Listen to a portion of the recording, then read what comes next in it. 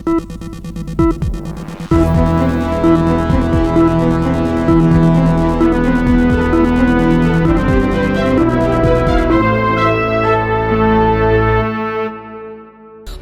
Supremo Mayawati ने अपने भतीजे और उत्तराधिकारी माने जा रहे आकाश आनंद को न केवल पार्टी के सभी पदों से हटा दिया, बल्कि उन्हें बसपा से निष्कासित भी कर दिया।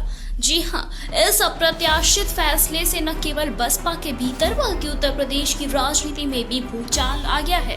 इस पूरे घटनाक्रम के पीछे की वजह क्या रही, मायावती और आकाश आनंद के बीच मतभेद कैसे पनपे और इसका बसपा की राजनीति पर क्या असर पड़ेगा, आइए इस पर विस्तृत विश्लेषण करते हैं। मायावती ने अपने ही आधिकारिक एक्स यानी कि ट्विटर पर अकाउंट से उन्होंने आकाश आनंद को बसपा से निष्कासित करने की घोषणा की। उन्होंने अपने पोस्ट में साफ लिखा कि आकाश आनंद पार्टी हित में अधिक अपने ससुर अशोक सिद्धार्थ के प्रभाव में आ गए थे और उनके विचार मिशनरी से ज्यादा स्वार्थी और अहंकारी प्रतीत हो रहे थे। यही वजह थी कि उन्हें न सिर्फ नेशनल कोऑर्डिनेटर पद से हटाया गया बल्कि पार्टी से भी बाहर कर दिया गया। बसपा से निष्कासित किए गए अशोक सिद्धार्थ आकाश आनंद के ससुर हैं और वो पहले से बसपा के एक प्रमुख नेता थे। मायावती ने पिछले महीने ही उन्हें पार्टी से बाहर किया था। मायावती का मानना है कि अशोक सिद्धार्थ का प्रभाव आकाश आनंद पर बढ़ रहा था, जिससे बसपा के मूल विचारधारा को नुकसान हो सकता था। यही कारण था कि उन्होंने ये कठोर फैसला लिया। मायावती के इस ऐलान के बाद आकाश आनंद ने सोशल मीडिया पर लंबा पोस्ट लेकर अपनी प्रतिक्रिया दी। उन्होंने खुद को मायावती का कैडर बताते हुए ये कहा कि उनका मिशन सिर्फ राजनीति नहीं बल्कि दलित, शोषित और वंचितों के हक की लड़ाई लड़ना है। आकाश आनंद ने यह भी लिखा कि कुछ लोग समझ रहे हैं कि ये मेरे राजनीतिक करियर का अंत है, लेकिन बहुजन मूवमेंट करियर नहीं बल्कि करोड़ों लोगों के आत्मसम्मान और स्वाभिमान की लड़ाई है। राजनीतिक विशेष लोगों का मानना है कि आकाश आनंद फिलहाल मायावती के फैसले के खिलाफ खुलकर नहीं बोल रहे, लेकिन उनकी प्रतिक्रिया ये इशारा करती है कि वो आगे चलकर अपनी अलग सियासी राह चुन सकते हैं।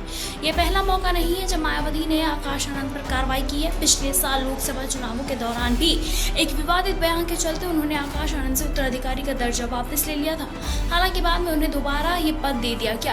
अब मायावती ने दोबारा कोई उत्तराधिकारी नहीं होगा की घोषणा कर दी। इसके पीछे दो मुख्य कारण माने जा रहे हैं।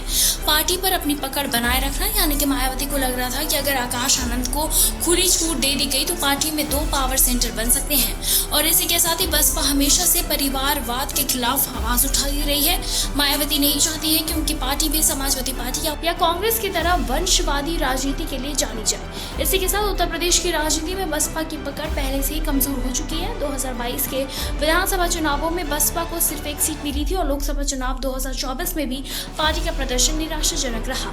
ऐसे में आकाश आनंद का निष्कासन का असर पार्टी की वोट बैंक पर पड़ सकता है। और इसी के साथ ही दलित युवाओं में असमंजस, यानी कि आकाश आनंद को बसपा में एक युवा चेहरा माना जाता था, उनके निष्कासन से पार्टी में और पार्टी के जो युवा समर्थकों में असंतोष काफी ज्यादा बढ़ सकता है।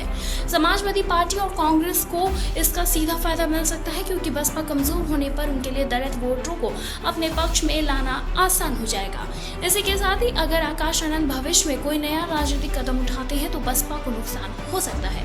मायावती का ये फैसला ये दिखाता है कि वो पार्टी में अपने नेतृत्व को लेकर किसी भी तरह की चुनौती को स्वीकार नहीं करना चाहती। वहीं आकाश आनंद के निष्कासन के बाद ये देखना दिलचस्प होगा कि वो बसपा में बने रहते हैं या फिर कोई नया दल बनाते हैं या किसी अन्य राजनीतिक दल से जुड़ते हैं। इस सियासी घटनाक्रम का सबसे बड़ा सवाल यही है कि क्या वो बसपा के लिए आत्मघाती फैसला साबित होगा या फिर मायावती का ये कठोर कदम पार्टी को फिर से मजबूत करने की दिशा में एक सोची समझी रणनीति का हिस्सा होगा।